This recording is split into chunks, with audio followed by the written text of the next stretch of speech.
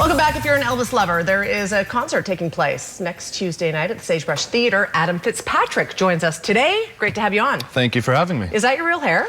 This is my real hair. My real impressive. hair. It's not the original color, but it is my real hair. It doesn't come out. I wouldn't have done that. Can you imagine if I pulled off a toupee or something? Yeah. Anyways, you look good. Thank you. And how long have you loved Elvis for? I have been a big Elvis fan since I was 19, so about 10 years. Good for you. Yeah.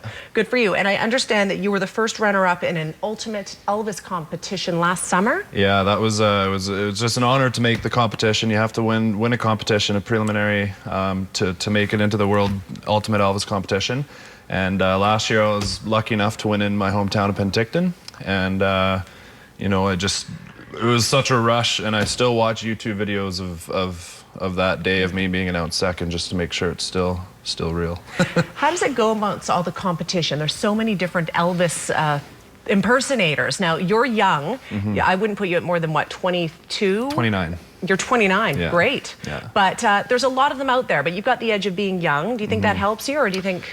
It can. I mean, you know, some of the best guys in the world are in their 40s, and you know they do an awesome job. So there's just so much talent. You know, there's about 60,000 registered Elvis tribute artists in the world, and you know, so there's a ton of really good ones. I have my favorites, obviously.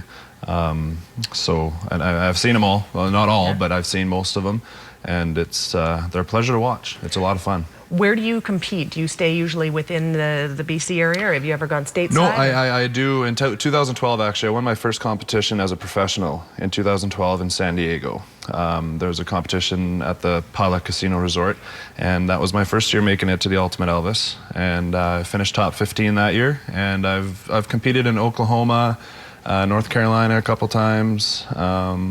In Memphis, obviously. This year I'm going to Vegas and England, and really, and yeah, you're busy. Yeah, it's going to be a busy summer. It's going to be a lot of fun. Where do you do? How do you train? Who helps you with this?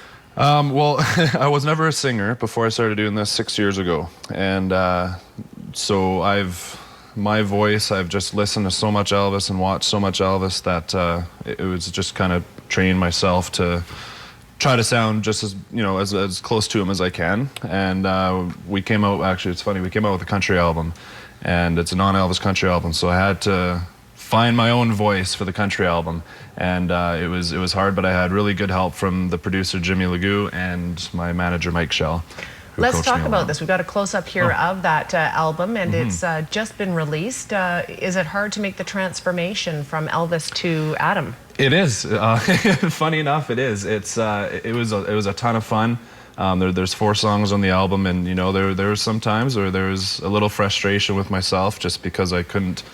You know, I have so many Elvis tendencies in my vocal that it was tough to change, but it worked out, and I'm really happy with it. Fantastic. We're going to have a quick live performance from Adam in a minute, just 30 seconds, but we thought maybe we get a little clip from his album right now. This is Adam Fitzpatrick. Hello, friends. I want to take you down memory lane, down that old back country road. Almost heaven. West Virginia, Blue Ridge Mountain, Shenandoah River. Life is old there, older than the trees, younger than the mountains, rolling like a breeze. So you have a great voice, first of all, and you don't hear the Elvis there yet. We're going to hear the Elvis in a minute, but tell me, like, how do you... Do you have a voice coach? Or I don't have a voice coach, no. Just lots of practice, you know, in between gigs. So during the week, this is my full-time gig. This is my full-time job now. So all my time of what you would call work, which I have a lot of fun with, is practicing. Good for you. And learning new songs and all that. So fantastic, yeah. Excellent. What can you tell us about the Elvis thing? Do you think you'll pursue that more, or will you pursue the Adam more? Well, when we decided to do the country album, I'm a big country fan as well. My manager, Mike Shell, I just hired him after I came second in Memphis, and he brought up the idea to do this country album, and I said that's great. My #1 focus and my passion lies with my Elvis tribute, but this is something we wanted to try out. and I think it really worked out well, and hopefully my fans will like it. Absolutely. So getting back to Elvis, of course, you're playing here in Kamloops on Tuesday night at the Sagebrush Theatre, and tickets, of course, are at kamloopslive.ca, but I understand that you're going to give us a little 30-second a cappella I can situation. definitely do it. What's your favorite Elvis song? You know what? Love Me Tender. Love Me Tender. Let's go with that. Okay. Love me tender, love me sweet, never let me go. You have made my life complete, and I love you so.